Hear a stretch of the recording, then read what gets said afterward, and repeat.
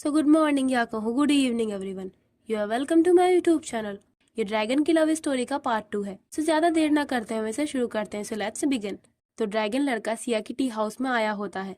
सिया उसके लिए चाय बनाने के लिए आती है, पर वो दो चाय की वैरायटी को लेकर कंफ्यूज रहती है।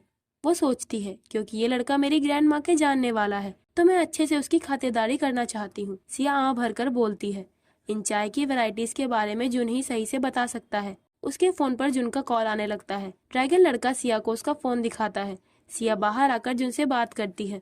वो जुन से बोलती है, मुझे माफ करना जुन, मैं बस तुम्हें कॉल करने वाली ही थी। जुन गाड़ी चला रहा होता है। वो कहता है, सिया तुमने मुझे कॉल किया था, लेकिन बाद में तुम मेरे फोन का जवाब नहीं दे रही थी, इसीलिए मैं परेशान हो गया था। वैसे वहाँ सब ठीक है ना? सिया मुस्कुराकर बोलती है, हाँ यहाँ सब कुछ ठीक है, यहाँ कुछ बड़ा हुआ है। देन अगले सीन में कुछ लड़कियां सेल्फी ले रही होती हैं। वो दोनों अपनी ली गई फोटो को देखती हैं। उनकी फोटो में पीछे के बैकग्राउंड में उसी ड्रैगन लड़के की फोटो आ जाती है। वो लड़कियां उस फोटो को देखकर बोलती है, ये कितना हैंडसम लड़का है, क्या ये कोई सेलिब्रिटी है? अपनी फोटो को जूम करने पर उन्हें पीछे के टी हाउस के बारे में पता चलता है। अब वो दोनों सिया की टी शॉप पर जाने का डिसाइड करती हैं। ड्रैगन लड़का वहाँ बैठा हुआ सोचता है, आखिर ये लड़की कौन है? इसके मेरे करीब होने से मैं अपनी पावर्स का यूज कैसे कर पा रहा हूँ? इसके थोड़ा सा दूर जाते ही मेरी पावर्स गायब हो जाती हैं।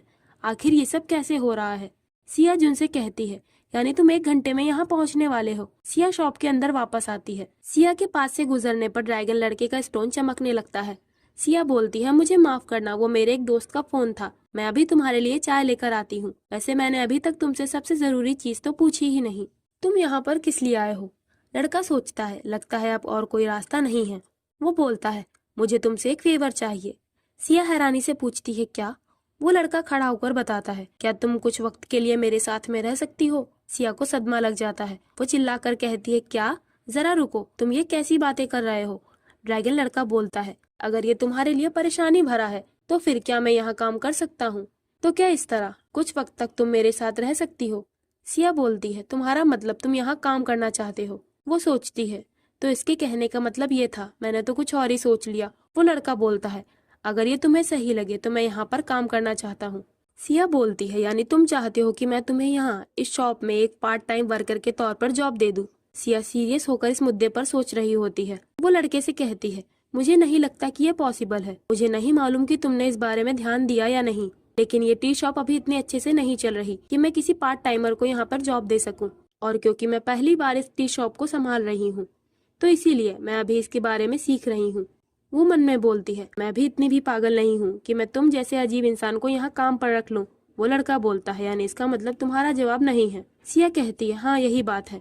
वो मन में सोचती है, मैं यहाँ पर किसी ऐसे इंसान को काम पर नहीं रख सकती, खासकर उस भूतिया घर के मालिक को। वो खुद से कहती है, तुमने सही काम किया सिया, तुम्हारी ग्रैंडमा ने इस शॉप के लिए इतनी काफी मेहनत की है। वो लड़का बोलता है, तुम्हें ये तो मालूम ही होगा कि चाय का टेस्ट चाय बनाने की टेक्निक और तरीके पर निर्भर करता है। मैं ये दावे के साथ कह सकता हूँ कि मेरे चाय बनाने का तरीका लाजवाब है। मैंने तुम्हारी ग्रैंडमा को भी चाय बनाने का नया तरीका सिखाया था। सिया सोचती है, ये इतना शो ऑफ क्यों कर रहा है? लड़का स्माइल करते हुए बोलता है, क्या तुम्हें इसके अलावा एक और जरूरी चीज के बारे में मालूम है? तो चाय बनाने का असली फैक्ट ये है कि चाय की पत्तियों की क्वालिटी कैसी होती है। चाय को बनाने से ज्यादा जरूरी ये होता है कि वो पत्तियां किस तरह की हैं। सिया कहती है, हाँ हाँ मुझे पता है। लड़का बोलता है, मैं ये सोच रहा था कि अगर तुम मुझे अपने साथ रहने की परमिशन दे देती हो तो मैं तुम्हें एक खास क्वालिटी की चाय की पत्तियां दे सकता हूँ। सिया बोलती है, खास तरह की चाय की पत्तियां?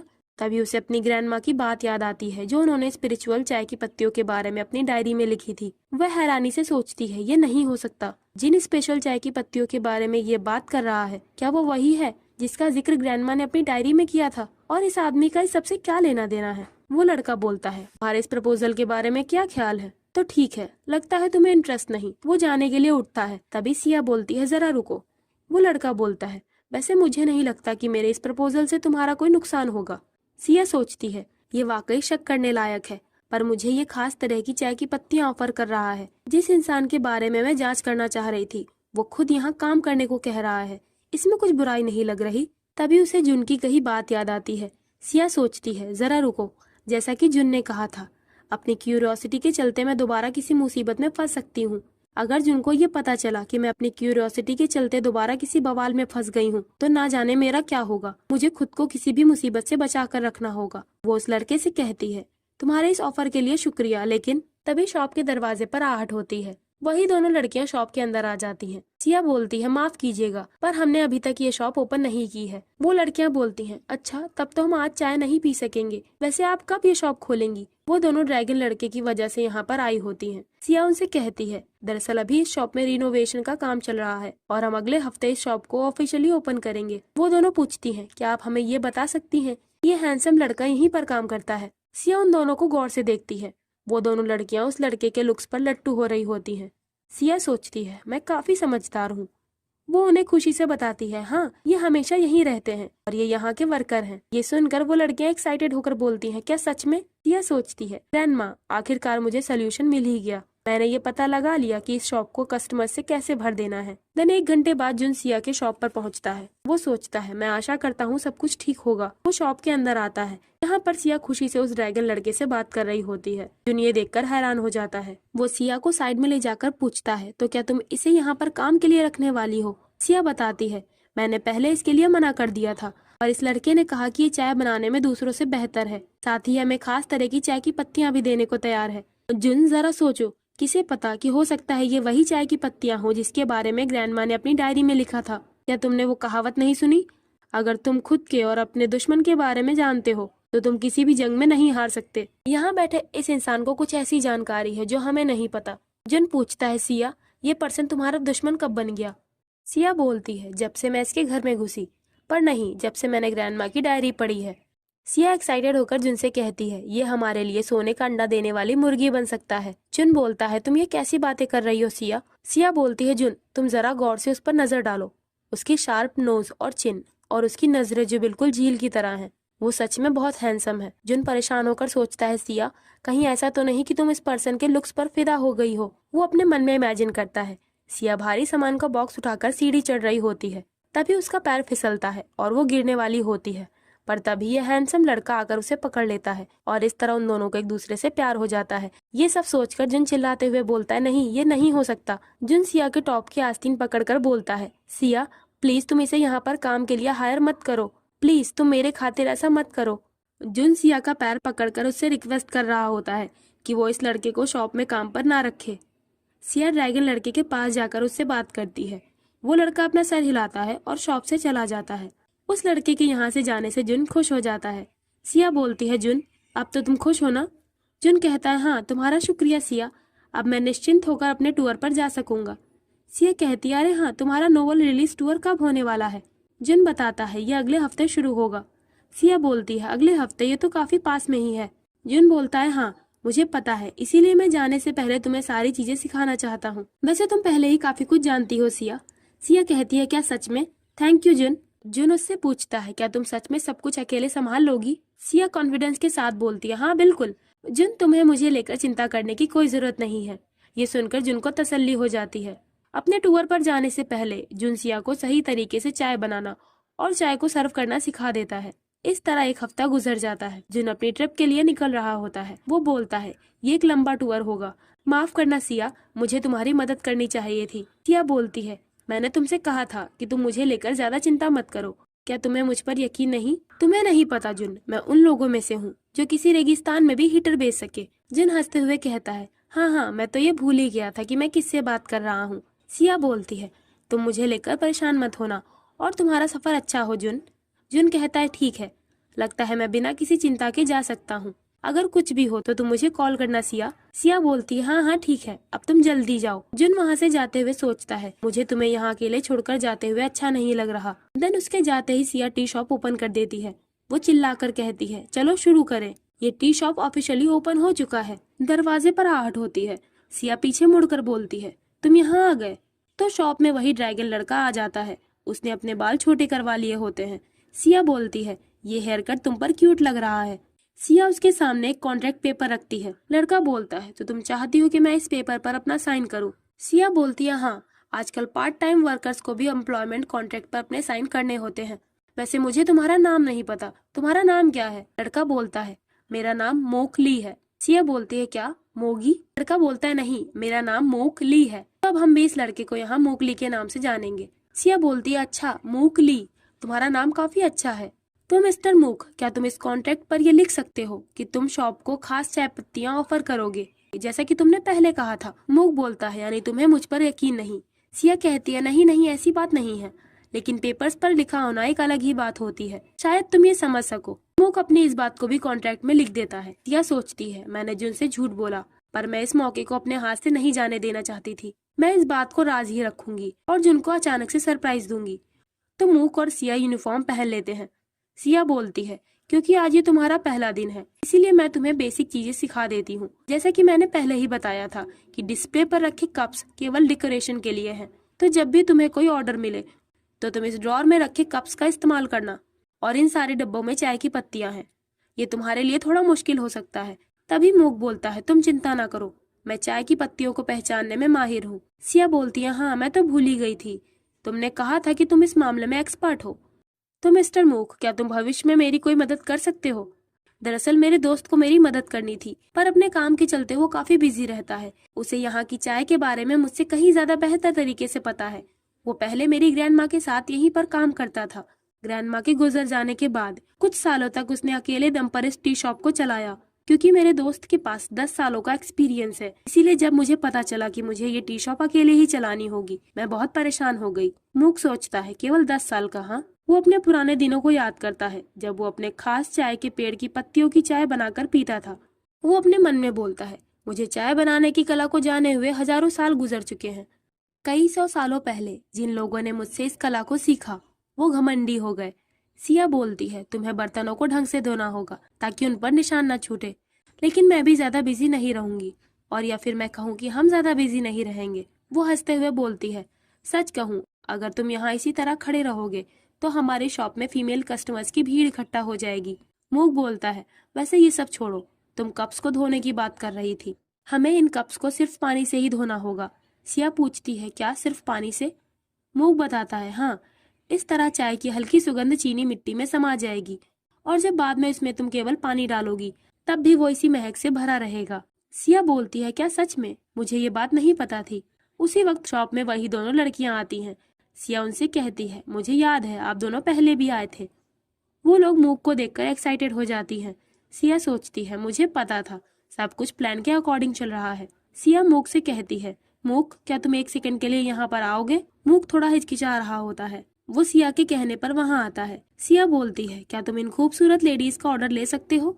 वो लड़कियां उससे कहती हैं, क्या तुम्हारा नाम मूक है? वैसे ये काफी यूनिक नेम है, पर तुम्हारा लास्ट नेम क्या है? मूक को समझ नहीं आ रहा होता है कि वो क्या जवाब दे। ये देखकर सिया सोचती है, बिजनेस ऐसे ही किया जाता है, मैं काफी समझदार हूँ, मूक इतना तो हैंडल कर ही सकता है। वो मूक को उन्हीं लड़कियों के पास छोड़कर जाते हुए सोचती है, यहाँ सिर्फ ऑर्डर ही लेना है तो वो ये कर सकता होगा। लेकिन सिया ये नहीं जान पाती कि कस्टमर्स का ऑर्डर लेना मूक के लिए कितनी बड़ी चीज हो सकती है, और इससे उसके टी हाउस में भी बदलाव आ सकता है। लड़कियां मूक को घूर रही होती हैं। मूक उन्हें मेन्यू देता है।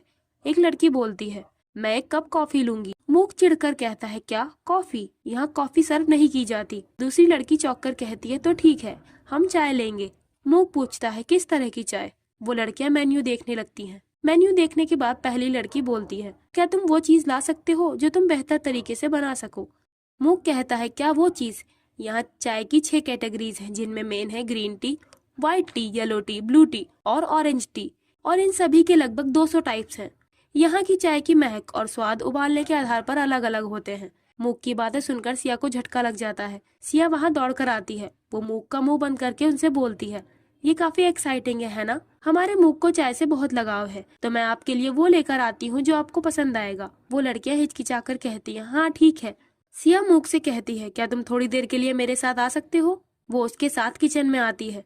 सिया कहती है, मैं लोगों के टेस्ट पर नुक्स निकालने वाली कोई नहीं होती, पर लगता है मुझे ये कहना होगा, क्या तुम आमतौर पर लोगों से ऐसे ही बात करते हो मूक? मूक कहता है, तुम्हारा क्या मतलब है? सिया बोलती है, मैं नहीं जानती कि तुम्हारी उम्र कितनी है, लेकिन तुम ऐसे बात करते हो जैसे तुम किसी पुराने नाटक में प्ले कर रहे हो। क्या यहाँ कोई ड्रामा चल रहा है? मूक बोलता है, ये पुराना नाटक या ड्रामा क्या होता है, और मैं पुराने नाटक जैसा कहाँ पर बोल रहा था? सिया कहती है, तुम ऐसे ही बात करते हो। मूक थोड़ा सोचते हुए बोलता है, अच्छा क्या ऐसा है?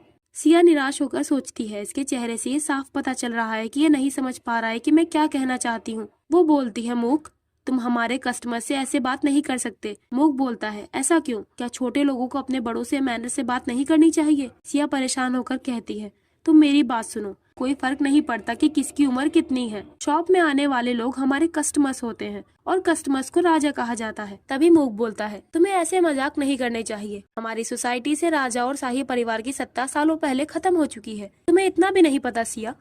सिया सोचती है, ये बहुत बुरा है, सच में ये बहुत बुरा है। वो आं भर कर बोलती है, ठीक है, आज मैं ही ऑर्डर लेने के लिए जाती हूँ। तो मूक, क्यों ना तुम पानी उबालो।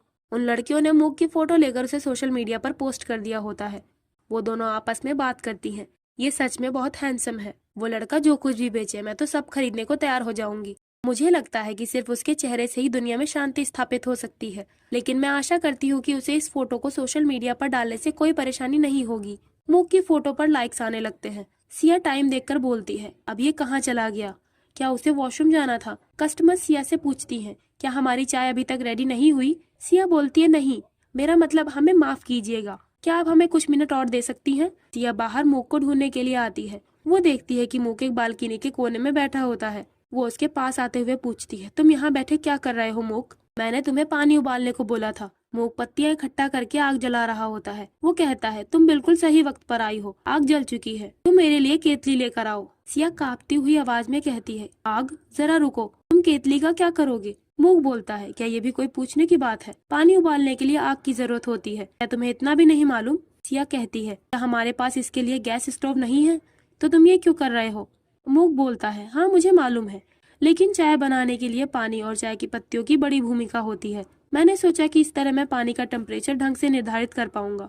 मूक पूछता है, क्या तुम इम्प्रेस हो गई? लेकिन तुम्हारी ग्रैंडमा तो इस तरीके के बारे में पहले से ही जानती थी। सिया सोचती है, ग्रैंडमा, आपने क्यों इस दिमाग से हिले हुए इंसान को मेरे रास्ते में भेज दिया? मैंने सोचा था कि ये हमारी टी हाउस के लिए एक जैकपॉट होगा, लेकिन मूक तो एक डायनामाइट निकला। अब शाम हो जाती है। सिया अपने बेड पर आकर बोलती है, क्या दिन था, मुझे सारा वक्त मूक के कारनामों को संभालने में बीत गया। सिया चिल्लाकर कहती है, सब कुछ उल्टा हो रहा है, लगता है मैंने जल्दबाजी में फैसला ले लिया। मैंने सोचा कि उसके लुक्स की वजह से बिजनेस बढ़िया चलने लगेगा, मुझे जुन की बात मान लेनी चाहिए थी।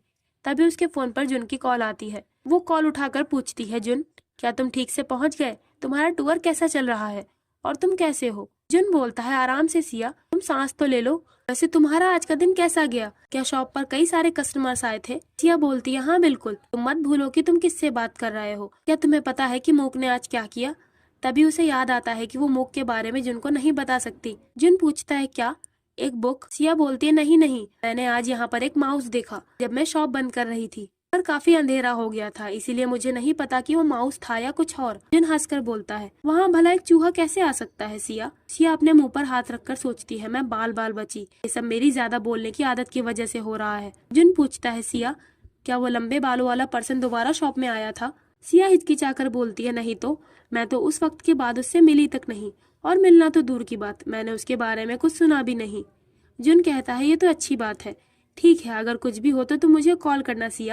सिया बोलती है, मिस्टर नोवेलिस्ट, आप मेरी चिंता ना कीजिए और आप अपने टूर के पूरे मजे लीजिए। तभी जुन को कोई आवाज देता है। सिया कहती है, लगता है तुम काफी बिजी हो, मैं फोन रखती हूँ, गुड नाइट। वो तुरंत जुन का फोन काट देती है। इधर मूक अपने घर में नहा रहा होता है। वो सोचता है, ये एक अनचाही चॉइस थी, लेकिन मुझे अब तक ये नहीं मालूम कि मेरी पावर्स वापस आने का राज उस लड़की के पास में है। अगर ऐसा ना होता तो मैं कभी भी इस घर से बाहर कदम ना रखता। देन सीन शिफ्ट होता है। मूक के हाथों से खून बह रहा होता है। वो गुस्से से चिल्लाता है, नहीं, ये नहीं हो सकता, तुम मेरे साथ ऐसा नहीं कर सकते। अगर तुम वही भगवान हो जिसने हजारों साल पहले मुझे ड्रैगन बनने की ब्लेसिंग दी थी, तो तुम्हें आज भी मुझे जवाब देना होगा। तुम मुझे बताओ कि मुझे क्या करना चाहिए। तुम किसी बात का जवाब क्यों नहीं दे रहे हो? या फिर शायद अब मैं तुम्हारे किसी काम का नहीं रहा, है ना? क्या इसीलिए तुम जवाब देने से मना कर रहे हो? मैं एक इमोगी हूँ जो ड्रैगन नहीं बन पाया, वो तुम्हारे लिए कोई मायने नहीं रखता, है ना? मूक चिल्लाकर थक जाता है। वो फ्रस्ट्रेटेड होकर बोलता है, भगवान और इंसान एक ही तरह होते हैं। मैं लोगों के इस मतलबीपन से तंग आ चुका हूँ। ये सब मूक ने शावर लेने से पहले किया होता है। वो सोचता है, मैं आशा करता हूँ शायद कल मुझे अपना जवाब मिल जाए। मैं इस सब झमेले से जितनी जल्दी हो सके बाहर निकलना चाहता हूँ। अगले दिन सिया जमुआई लेते हुए सोचती है, मैं बहुत थक गई हूँ। मैंने सारी रात यही सोचने में गवा दी कि आगे क्या करना है। मैं आज मूक पर गौर से ध्यान दूंगी, क्योंकि मैंने उसे एक और मौका देने के बारे में सोचा है। अगर वो दोबारा से वही गलतियां करता है तो उसे तुरंत ही यहाँ से निकाल दिया जाएगा। मैं ये पक्की तौर पर कहती हूँ। मैं हमेशा उसके फैलाए रायते को नहीं समेट सकती। शॉप के बाहर लोगों की भीड़ की आवाज आती है। क्या ये वही जगह है? पर यह तो काफी पुरानी लग रही है। ये टी हाउस तो बूढ़े लोगों के लिए लगता है। सिया चिल्लाकर कहती है, क्या ये लोग मेरी टी हाउस के बारे में बातें कर रहे हैं? वो नीचे उतरती है। उसकी शॉप के बाहर लोगों की भीड़ लगी होती है। सिया ये देखकर शॉक्ड रह जाती है। ये भीड़ मूक को देखने के लिए इकट्ठा हुई होती है। सिया खुश होकर हंसने लगती है। वो अपने टी हाउस ओपन कर देती है। आज शॉप में बहुत सारे कस्टमर्स आए हुए होते हैं। सिया सभी का ऑर्डर लेकर आती है। वो बोलती है, तो मुझे चाय बनाने से शुरुआत करनी चाहिए, पर मैं ये कैसे करूं? इतने सारे कस्टमर्स को अचानक देखकर मेरा दिमाग सही से नहीं चल रहा। मुझे इतना ज्यादा आगे बढ़ने के बारे में नहीं सोचना चाहिए था। अब मैं क्या करूं? और मूक को भी अब तक यहाँ पर आ जाना चाहिए था। तभी शॉप का गेट खुलता है। फीमेल कस्टमर्स मुड़कर देखती हैं। ये मूक होता है जो शॉप के अंदर आ रहा होता है। सभी लोग उसकी खूबसूरती पर फिदा हो जाते हैं। सिया उसका हाथ पकड़कर कहती है, मूक तुम लेट हो। वो आंखों में आंसू भरकर कहती है, प्लीज मुझे बचा लो। तुम ऑर्डर्स के मुताबिक चाय बनाना शुरू करो। मूक टी हाउस की यूनिफॉर्म पहनकर चाय बनाने की तैयारी स्टार्ट कर देता है। सिया के साथ साथ कई कस्टमर्स भी इस टेक्निक को गौर से देखने लगते हैं। एक कस्टमर लड़की पूछती है, ये पानी फेंक क्यों रहा है? दूसरी कस्टमर बताती है, इसे टी वॉशिंग कहा जाता है। तुम्हें पहले पानी को फेंकना होगा ताकि चाय अच्छे से बन सके। इससे चाय के कप में बची हुई धूल को भी हटा दिया जाता है। मूक चीनी मिट्टी की केतली पर चाय का पानी डालते हुए बोलता है, इस तरह करने से इसकी खुशबू इसमें समा जाएगी और इसके बाद एक तौलिए से केतली को पोंछ दो। सिया मूक को देखते हुए सोचती है, मूक मुझसे कहीं ज्यादा अच्छा है। इससे मुझे ये पता चला कि मूक को काफी ज्यादा जानकारी है, पर मैं उसके बारे में पक्की तौर पर कुछ नहीं कह सकती क्योंकि मैं तो सिर्फ नौसिखिया हूँ। मूक बोलता है, चाय को कप में डालो और उसके रंग पर ध्यान दो। जब इसका रंग बिल्कुल पतझड़ के मौसम की रोशनी जैसा हो जाए तब इसे कप में डालकर सर्व करो। बस चाय तैयार है। मूक को देखकर फीमेल कस्टमर्स ब्लश करने लगती हैं। सिया सोचती है, मूक इस वक्त बहुत ज्यादा हैंडसम दिख रहा है। इस तरह शाम हो जाती है। सिया मूक से कहती है, आज के लिए तुम्हारा बहुत बहुत शुक्रिया। अगर तुम यहाँ ना होते तो मुझे टेंशन के मारे अटैक पड़ जाता। मूक बोलता है, ये तो कुछ भी नहीं था। सिया बोलती है, और उस एक्सप्लेनेशन के लिए भी थैंक यू। तुम किसी एआई की तरह आंसर देते हो। मूक पूछता है, ये एआई क्या होता है? सिया बोलती है, क्या तुम्हें नहीं मालूम? तो मूक, तुम्हारा इस बारे में क्या ख्याल है? मैं तुम्हें आजकल के स्लैंग्स के बारे में तुम्हारी मदद करूंगी और तुम मुझे चाय के बारे में सब कुछ सिखा देना। मूक कहता है, मैं भला इसे क्यों मानूं? सिया बोलती है, क्योंकि तुम्हारी बातों से लगता है कि तुम किसी पुराने जमाने के इंसान हो जिसे मॉडर्न दुनिया के बारे में कुछ नहीं पता, और मेरे पास चाय को लेकर ज्यादा जानकारी नहीं है। मूक बोलता है, लेकिन फिर भी मुझे यह नहीं लगता कि मुझे कुछ भी सीखने की जरूरत है। सिया बोलती है, नहीं, तुम काफी अजीब तरह से बात करते हो, इसीलिए तुम्हें यहाँ के बारे में सीखना जरूरी है। हम हर दिन काम के बाद 1-1 घंटे का सेशन लगाएंगे। ये कैसा रहेगा? चलो हम पिंकी प्रॉमिस करते हैं। सिया अपनी पिंकी फिंगर को मूक के सामने रखती है। मूक को कुछ समझ नहीं आता। सिया बोलती है, हेलो, तुम ये क्या कर रहे हो? मेरा हाथ बस गिरने वाला है, तुम्हें जल्दी करनी होगी। मूक अब भी कुछ नहीं समझ पाता। सिया खुद उसका हाथ पकड़कर प्रॉमिस पूरा कर लेती है। वो उसकी पिंकी फिंगर को पकड़कर बोलती है, तो अब तुम अपनी बात से नहीं मुकर सकते, समझे? चलो आज का काम खत्म हुआ।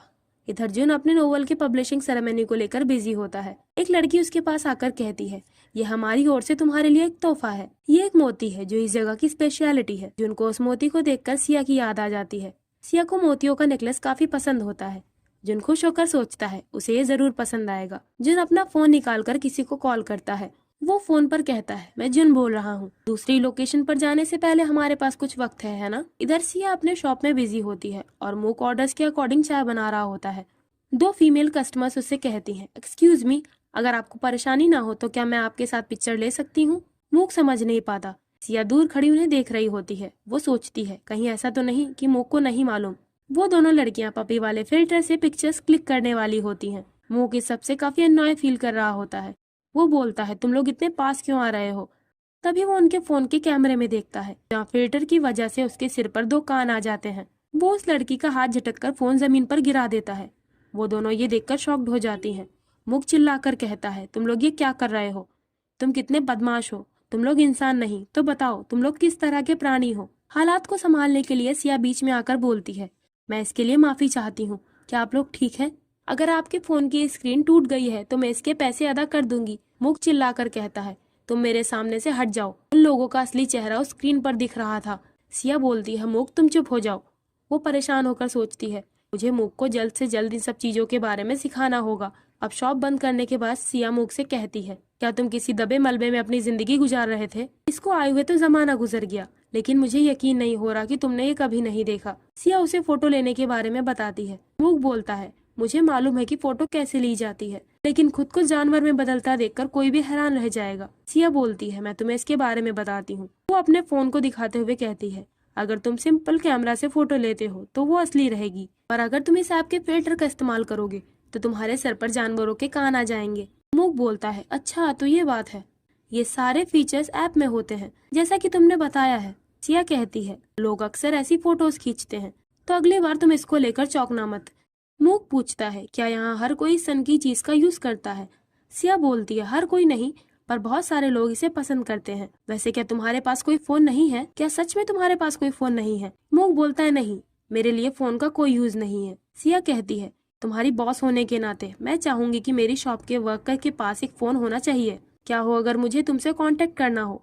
मूक बोलता है, इसमें कोई चिंता करने की बात नहीं है। सिया कहती है, तुम्हें नहीं पता कि कब क्या हो सकता है। वो उसका हाथ पकड़कर बोलती है, जब लोहा गर्म हो तब हमें उस पर हथौड़ा मार देना चाहिए, है ना? तो बताओ, हम फोन लेने कब चले, आज या कल? मूक अपना हाथ छुड़ाकर कहता है, नहीं, मैं नहीं जाना चाहता। सिया पूछती है, पर क्यों? क्या तुम्हें पता भी है कि एक स्मार्टफोन से आजकल तुम क्या क्या कर सकते हो? क्योंकि ऐसी बहुत सी चीजें हैं जिनके बारे में तुम नहीं जानते हो। एक फोन उन्हें जानने में तुम्हारी मदद कर सकता है। मूक बोलता है, मुझे फोन नहीं चाहिए, क्योंकि मिस सिया, तुम मेरे लिए यहाँ हो। ये सुनकर सिया का चेहरा लाल हो जाता है। मूक बोलता है, मुझे फोन की कोई जरूरत नहीं है, क्योंकि तुमने मुझे सिखाने का प्रॉमिस किया है। मैं तुम पर भरोसा करता हूँ, मुझे सिर्फ तुम्हारी जरूरत है। अब रात के समय सिया अपने रूम में बैठी हुई इस बात को सोचकर ब्लश करने लगती है। वो बोलती है, भला मूक ऐसी बातें करके मुझे कंफ्यूज क्यों कर रहा था? उसके इस तरह कहने पर कोई भी गलत फहमी में पड़ सकता है, पर नहीं, शायद वो सच में एक प्ले बॉय हो। वो अजीब तरह से बातें करके अपनी मासूमियत का दिखावा करता है। वो उसका फेस याद करके कहती है, वैसे अपने लुक से ऐसा नहीं दिखता, भला कोई इतना हॉट कैसे हो सकता है? तभी सिया चिल्लाकर कहती है, मैं भला ये सब क्या कह रही हूँ? मुझे मूक के बारे में सोचना बंद करना होगा, और मेरा दिल इतनी स्पीड से क्यों भाग रहा है? रात के वक्त मूक अपने घर में होता है। वो बोलता है, वो लड़की बहुत जिद्दी है, मुझे सावधान रहना होगा। मुझे याद नहीं कि आखिरी बार मैंने अपनी पहचान कब बदली थी, क्योंकि मुझे पिछले 10 सालों से इसकी जरूरत नहीं पड़ी। मूक सो जाता है। अगले दिन सिया सब्जियां खरीदकर घर लौट रही होती है। वो चलते हुए डायरी को पढ़ रही होती है। सिया बोलती है, मैंने इसे दोबारा से पढ़ना शुरू किया, जिससे मैं सो नहीं पाई, पर मैं जितना पढ़ती जा रही हूँ ये उतना ही अजीब होता जा रहा है। ग्रैंडमा ने उस चाय की पत्ती वाले इंसान के बारे में बताते हुए काफी रिस्पेक्टेड वर्ड्स का यूज किया है। शायद वो कोई बूढ़ा आदमी था, या फिर वो किसी हाई पोजीशन का गवर्नमेंट ऑफिसर होगा। वो सोचती है, मैंने सोचा था कि डायरी वाला इंसान मूक के फादर होंगे, जिनका जिक्र ग्रैंडमा ने किया है, और मूक का इस सबसे क्या लेना देना है? या फिर ये इंसान मूक के ग्रैंडफादर होंगे। तभी पीछे से स्पीड से साइकिल आ रही होती है। सिया उस साइकिल के सामने आ जाती है। तभी इधर टी शॉप में मूक के हाथों से कप छूटकर गिर जाता है। मूक सोचता है, ऐसा कैसे हो गया? बाहर से चिल्लाने की आवाज आ रही होती है, क्या ये खून है? कोई जल्दी से एम्बुलेंस बुलाओ। मूक ये सुनकर घबरा जाता है। सिया रोड पर गिरी पड़ी होती है। साइकिल चला रहा आदमी घबरा कर कहता है, मिस, क्या आप ठीक हैं? प्लीज आप उठ जाइए, मैं एम्बुलेंस को बुलाता हूँ। सिया चौंक कर अपनी आंखें खोलती है। उसके माथे और टी शर्ट पर लाल खून जैसा कुछ लगा होता है। वो खुद को टच करने लगती है। सिया आं भर कर कहती है, मुझे लगा था कि ऐसा कुछ हो सकता है। वो आदमी बोलता है, थैंक गॉड कि आपको होश आ गया। क्या आप ठीक हैं? रुकिए, मैं आपके लिए एम्बुलेंस बुलाता हूँ। सिया खड़ी होकर बोलती है, मैं एकदम ठीक हूँ, आप चिंता ना कीजिए। वो आदमी बोलता है, लगता है आपको दिमागी झटका लगा है, आपको काफी ज्यादा खून बह रहा है। सिया बोलती है, ये खून नहीं है, ये तो टमाटर है जो फूट गए, मुझे कोई भी चोट नहीं लगी है। ये सुनकर उस आदमी को झटका लग जाता है। सिया उसे देखकर परेशान होने लगती है। वो अपना सामान समेटते हुए बोलती है, आखिर मैं अपने टमाटर पर ही क्यों गिर गई? मुझे कहीं और जाकर गिरना चाहिए था। सबसे पहले मुझे घर जाकर नहाना होगा। अभी पीछे से किसी की आवाज आती है, मिस सिया। ये मूक होता है। वो सिया को ऐसे देखकर काफी घबरा जाता है। वो दौड़कर सिया के पास आने लगता है। सिया सोचती है, क्या मूक दौड़ रहा है? देन सिया नहाकर नीचे शॉप में आती है। मूक उससे बोलता है, क्या तुम्हें सच में हॉस्पिटल जाने की कोई जरूरत नहीं है? सिया बोलती है, मैं बिल्कुल ठीक हूँ, मैं बचपन से ही मजबूत रही हूँ। ये थोड़ा अजीब लगेगा, लेकिन चाहे मैं फिसलूं या गिर जाऊं, मुझे कभी भी चोट नहीं लगती। मूक सोचता है, इसे कभी नहीं चोट लगी। सिया कहती है, इसके अलावा मैं अपने स्टोर को इतने सारे कस्टमर्स के साथ अकेला नहीं छोड़ सकती। आखिरकार मैं यहाँ की बॉस जो हूँ। तुम्हारा शुक्रिया मूक। मैं इस बात को लेकर परेशान थी कि तुम्हारी कुछ गलतियों की वजह से चीजें बदल जाएंगी, लेकिन शुक्र है कि किसी ने उस पर ध्यान नहीं दिया। वो मन में सोचती है, सब कुछ तुम्हारे लुक्स की वजह से है मूक। वो बताती है, अगर वो दोनों कस्टमर्स यहाँ दोबारा आती हैं, तुम उनका शुक्रिया अदा करना मत भूलना, क्योंकि उन्होंने इंस्टाग्राम पर वो फोटो पोस्ट की थी। इसी वजह से हमारा टी हाउस इतना पॉपुलर हो गया है। सभी को वो काफी पसंद आया। मूक बोलता है, क्या इंस्टाग्राम, ये क्या होता है? सिया बोलती है, अरे हाँ, तुम्हें तो इंस्टाग्राम के बारे में कुछ भी नहीं मालूम होगा। सिया कुछ देर सोचने के बाद कहती है, हाँ, मैं ऐसे बताती हूँ। उन लोगों ने तुम्हारे और इस टी हाउस के बारे में अच्छी अफवाहें फैलाई, जिस कारण ये टी हाउस काफी पॉपुलर हो गया है, और इसी वजह से आजकल यहाँ इतने सारे लोग आते हैं। मूक बोलता है, अच्छा ठीक है, अगर मैं उनसे दोबारा मिला तो मैं उन्हें थैंक यू बोल दूंगा। मूक मन में बोलता है, शायद ड्रैगन की पावर के कारण सिया आज तक कभी भी चोटिल नहीं हुई है। सिया बोलती है, और आज सुबह मेरी चिंता करने के लिए तुम्हारा शुक्रिया, मैं थोड़ा इमोशनल हो गई थी। अब वो दोनों कुछ देर के लिए चुप हो जाते हैं। तभी सिया कहती है, चलो हम काम पर लग जाते हैं। मूक सोचता है, क्या मैं इस लड़की को लेकर चिंता कर रहा था? लेकिन ऐसा क्यों? मैंने तब से किसी इंसान को लेकर चिंता नहीं की, तो क्या मैं सच में इसको लेकर परेशान हो गया था? अब दूसरे दिन सिया की टी शॉप बंद होती है। वो मूक के साथ घर में खड़ी होती है। सिया बोलती है, अब हम चैन की सांस ले सकते हैं।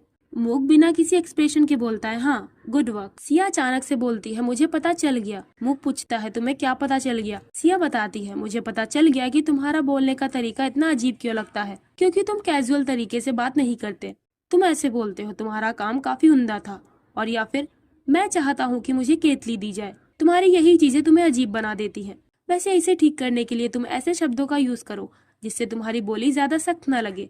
मूक पूछता है, तुम्हारा क्या मतलब है? सिया बोलती है, तुम्हें ऐसे बोलना चाहिए जैसे कि तुमने अच्छा काम किया, या फिर वो केतली मुझे ला कर दो। तुम इसे ट्राई करके देखो। तुम्हें स्पीच की प्रैक्टिस करनी होगी।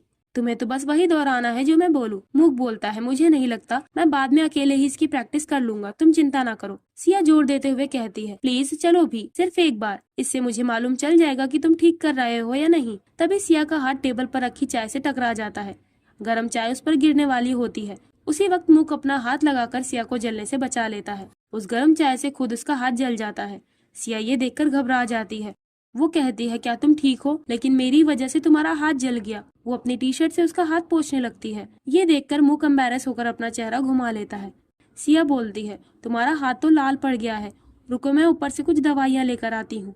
सिया उसके हाथ पर दवाई लगाते हुए कहती है, मेरे पास केवल यही मरहम है, लेकिन कल तुम्हें हॉस्पिटल जाना ही पड़ेगा। वैसे ये पूरा हो गया। वो उसके हाथ पर कार्टून वाला बैंडेज लगा देती है। वो पूछती है, क्या तुम इन कैरेक्टर्स को जानते हो? मूक उस घटना को याद करता है जब एक्सीडेंट के बाद सिया की ग्रैंडमा ने मूक की मरहम पट्टी की थी। सिया बोलती है, वैसे ये काफी बचकाना है, पर मेरे पास बस यही है। अगर तुम गौर से देखो तो ये तुम्हारी सोच से कहीं ज्यादा प्यारा है। मूक उस बैंडेज को देखते हुए बोलता है, हो सकता है। सिया कहती है, तुम इस चोट के कारण काम नहीं कर पाओगे और मुझे तुम्हारी चिंता है। अब शाम को मूक अपने घर में होता है। वो उसी चाय के पेड़ के पास आता है। मूक उस पर हाथ रखता है। वो अपने हाथ के बैंडेज को देखकर सोचता है, मैंने सोचा था कि वो एक लापरवाह लड़की है, लेकिन वो काफी समझदार है। वो बिल्कुल अपनी ग्रैंडमा पर गई है। उसकी ग्रैंडमा मेरी माँ की तरह थी। शायद मुझे उनका आभारी होना चाहिए। अब रात में सिया सपना देख रही होती है। वो सपने में देखती है, मूक उसके करीब आते हुए कहता है, तुम मुझसे दूर मत जाना और मुझे खुद से दूर करने की कोशिश भी मत करना। वो सिया को किस कर लेता है। तभी अचानक सिया की आंख खुलती है। वो चिल्लाकर बोलती है, नहीं, ये नहीं हो सकता। मुझे ऐसे सपने क्यों आ रहे हैं? सुबह टी हाउस में कस्टमर्स आने लगते हैं। एक लड़की टी हाउस में जा रही होती है। पीछे से एक अंकल उससे पूछते हैं, क्या ये कोई टूरिस्ट स्पॉट है? लोग सुबह से यहाँ पर लाइन लगाए हुए हैं, यहाँ क्या मिलता है? वो लड़की बताती है, ये एक टी हाउस है। ये टी हाउस सोशल मीडिया पर काफी पॉपुलर है। वो अंकल बोलते हैं, यहाँ की चाय जरूर काफी अच्छी होगी। वो लड़की एक्साइटेड होकर बोलती है, यहाँ की चाय का तो पता नहीं, पर यहाँ पर चाय बनाने वाले पर्सन को मैं जानती हूँ। टी शॉप में बैठी हुई आंटियां मूक को देखकर उसकी तारीफ कर रही होती हैं। उनमें से एक आंटी बोलती हैं, शायद इसकी वजह से ही ये स्टोर इतना पॉपुलर हो गया है। वो मूक के हिप पर हाथ से थपथपाते हुए कहती हैं, ये बिल्कुल मेरे बेटे की जैसा है, जब मेरा बेटा यंग था।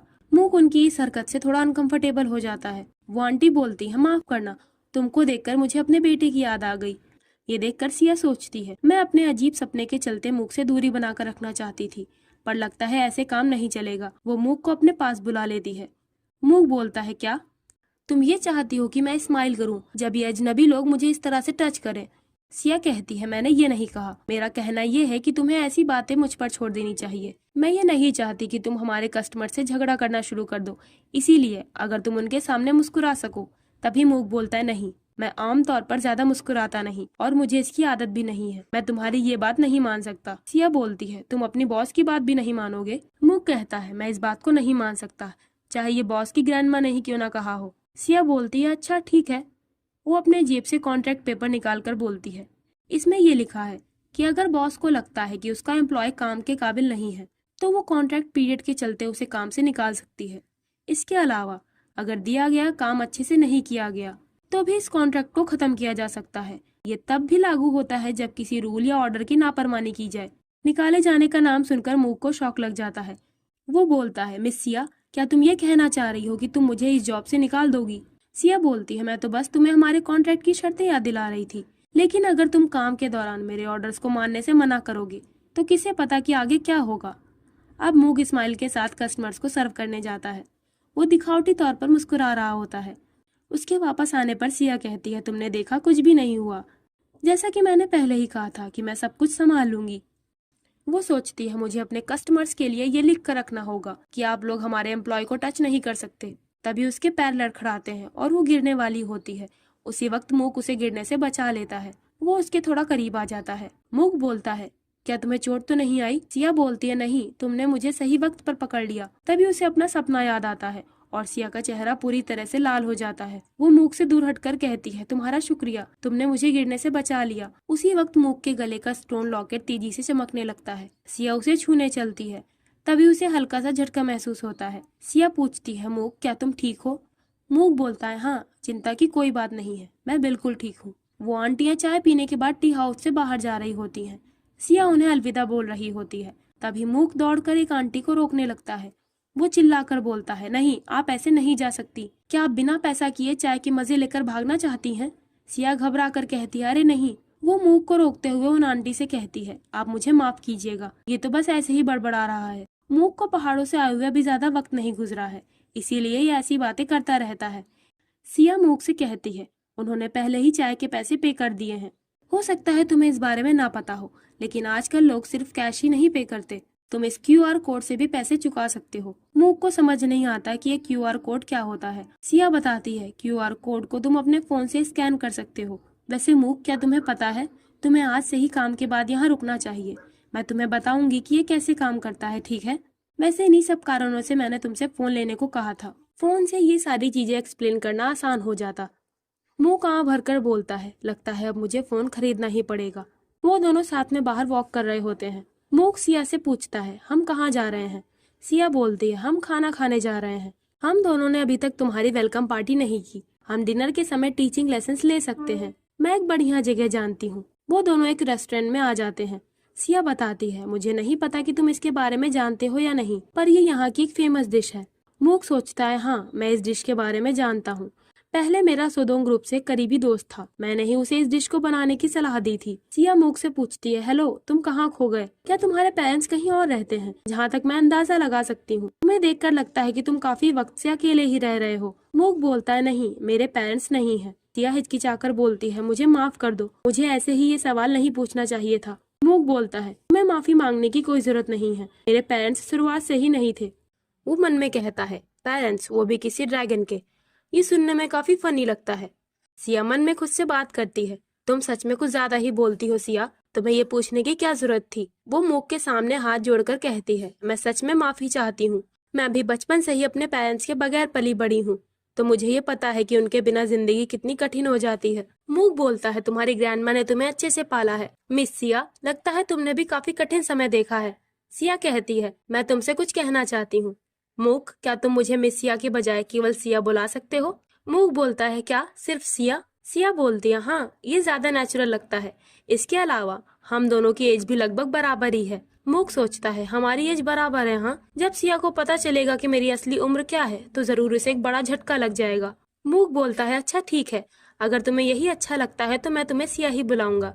सिया कहती है, क्या तुम आज के लेसन को इतनी जल्दी भूल गए? तुम्हें सिर्फ ये कहने की जरूरत है, ओके, मैं तुम्हें सिया बुलाऊंगा। इस पर मूक कुछ नहीं कहता। सिया बोलती है, लगता है ये आदत धीरे धीरे ही जाएगी। पर तुम्हें प्रैक्टिस करते रहना होगा जब तक तुम्हें ये नेचुरली बोलने की आदत ना हो जाए। मूक बोलता है, ठीक है सिया। सिया कहती है, बहुत अच्छे, तुमने सही जवाब दिया। तो क्या तुम मुझसे कोई सवाल पूछना चाहते हो? मूक बोलता है, हाँ कुछ है जो मैं तुमसे पूछना चाहता हूँ। सिया बोलती है, तो बताओ तुम क्या पूछना चाहते हो मूक? मूक बोलता है, उस दिन साइकिल एक्सीडेंट के बाद तुमने कहा कि बचपन से ही तुम्हें कभी भी गहरी चोट नहीं लगी। इस बात को लेकर मैं थोड़ा क्यूरियस हूँ। सिया बताती है, मेरे साथ चाहे जो हो मुझे कभी चोट नहीं लगती, बल्कि एक बार मैं एक बड़े हादसे का शिकार हो गई। इसके बावजूद मुझे कुछ भी नहीं हुआ। अगर मैं साफ तौर पर कहूँ तो मैं किसी चीज से जरा सा भी हर्ट नहीं होती। ऐसा लगता है जैसे मेरे पास किसी तरह का सुरक्षा कवच हो। जब मैं 5 साल की थी तो हमारे पड़ोस में एक बड़ा एक्सीडेंट हुआ था। एक तेजी से आते ट्रक ने एक पैदल पर्सन को कुचल दिया। मैं उस पर्सन के ठीक बगल में थी और मैं काफी लकी थी जो मेरी जान बच गई।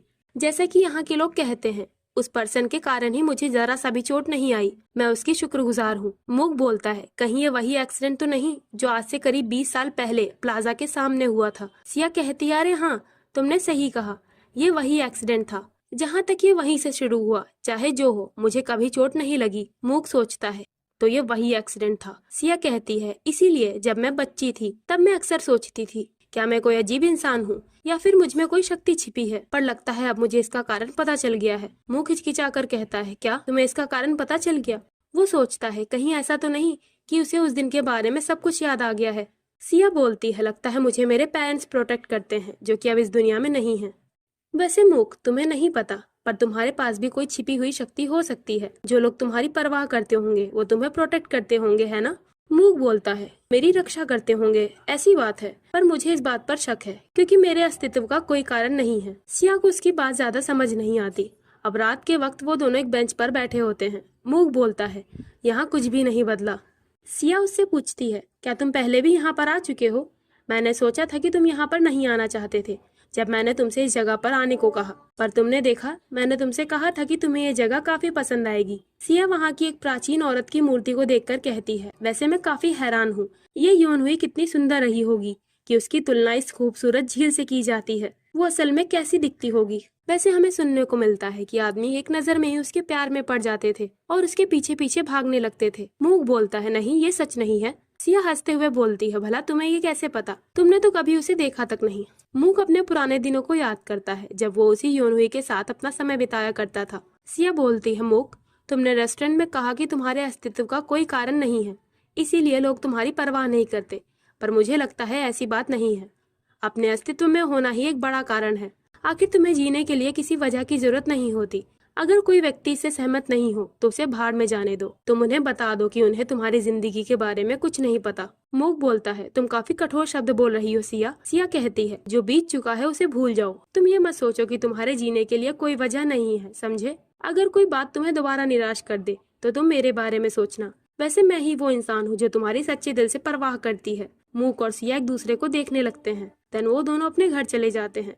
मूक अपने बेड पर लेटे हुए सोचता है, सिया पहली वो इंसान है जिसने मुझसे ऐसा कुछ कहा। वो गॉड जिसे मैं अपने फादर की तरह देखता था, उसने चुप्पी साध ली और मैंने जिन लोगों की मदद की उन्होंने मुझसे और ज्यादा मांगने की चाह की। एक पर्सन जो सच्चे तौर पर मेरी परवाह करे, ये फीलिंग बुरी नहीं। शायद यहाँ पर मेरा सिया से मिलना ही उन भगवान का सच्चा जवाब होगा।